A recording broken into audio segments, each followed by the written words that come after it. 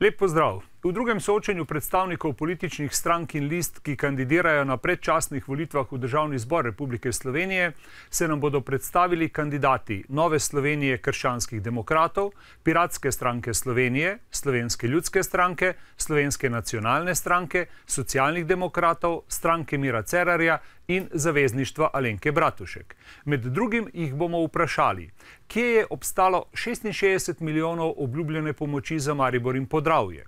Zakaj med podjetji, ki so na seznamu za privatizacijo in odprodajo, ni državnega deleža Aerodroma Maribor? Ali podpirajo pobudo tukajšnjih kmetov, da se v Sloveniji ponovno zgradi tovarna sladkorja? In kdo bo gradil pirnsko železnico od Salzburga do Zagreba ter obnavljal južno železnico od Dunaja do Trsta z drugim tirom do Luke Koper?